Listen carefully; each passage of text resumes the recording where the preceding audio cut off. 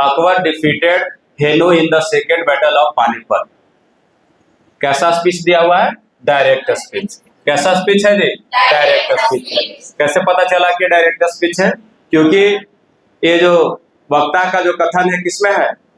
वो double inverted comma में दिया हुआ। आज इसमें डबल इन्वर्टेड कॉमा नहीं रहेगा, हटा हुआ रहेगा, वहां पर दैट लगा रहेगा या इफ या वेदर लगा रहेगा या WH बढ़ाएगा उसकी जगह पर, तो फिर वो क्या हो जाता है? इनडायरेक्ट स्पीच हो जाता है। तो ये डायरेक्ट स्पीच में, और हमको इसमें चुनना है कौन सा? Indirect speech. इसका क्या चुनना है? Indirect speech. तो जब इसको इनडायरेक्ट स्पीच चुनना है तो सबसे पहले क्या करना है? खुद से बना लेना है। ऑप्शन नहीं देखना है एग्जाम में, ऑप्शन नहीं देखना पहले अपने खुद से बना लेना है। और खुद से बनाते समय दो बातें याद रखना है। पहला बात ये याद रखना है कि रिपोर्टेड स्पीच में सेंटेंस किस प्रकार का दिया हुआ है, रिपोर्टेड स्पीच सेंटेंस किस प्रकार का दिया हुआ है। और दूसरे देखना है कि इसका रिपोर्टिंग वर्ब कौन सा टेंस में, रिपोर्टिंग वर्ब कौन सा टेंस में। तो देखते हैं यहाँ का रिपोर्टेड जो स्पीच है वो असर्टिव सेंटेंस है। कैसा है? Assertive sentence. और रिपोर्टिंग वर्ब क्या है? पास्ट टेंस में है। सेट लगा हुआ तो कौन सा टेंस हो गया? पास्ट।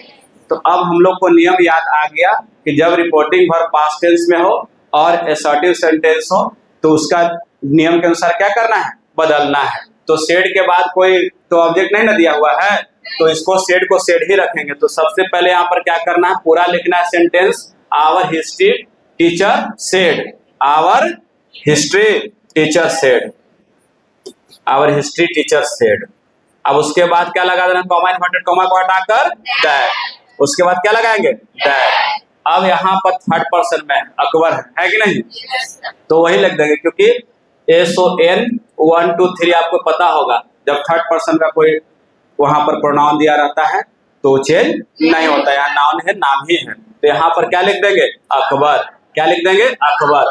अब यहाँ पर डिफीटेड है, V2 है पास्ट टेंस में। कौन सा टेंस में है? पास्ट टेंस में डिफीटेड लिखा हुआ है। तो पता होगा कि जब रिपोर्टिंग वर्ब हमारा पास्ट टेंस में रहता है तो रिपोर्टेड स्पीच में अगर है ना भी पास्ट टेंस में दिया है तो उसको पास्ट परफेक्ट में बदल देते हैं। अगर प्रेजेंट इंडेफिनिट में रहेगा तो पास्ट इंडेफिनिट में, अगर प्रेजेंट कंटिन्यूअस में रहेगा तो पास्ट कंटिन्यूअस में, अगर प्रेजेंट परफेक्ट में रहेगा तो पास्ट परफेक्ट में, और पास्ट कंटिन्यूअस में रहेगा तो पास्ट परफेक्ट कंटिन्यूअस में, और सेल रहेगा तो शुड में, और कैन रहेगा तो कुड में, और विल रहेगा तो वुड में, और मे रहेगा तो माइट में। तो बताइए यहाँ पर डिफीटेड है तो क्या हो जाएगा? Had defeated, had defeated. अब उसके बाद जो है किसको? हेनू को। किसको?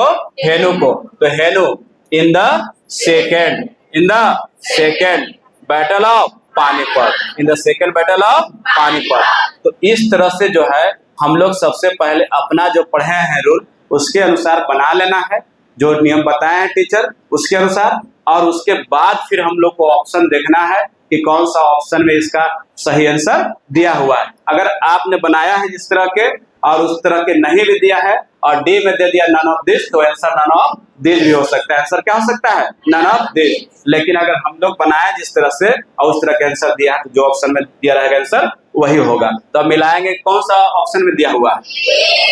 Our history teacher said that Akbar had defeated Hemu in the second battle of Panipat. तो हमारा कौन सा ऑप्शन हो जाएगा? ए हो जाएगा।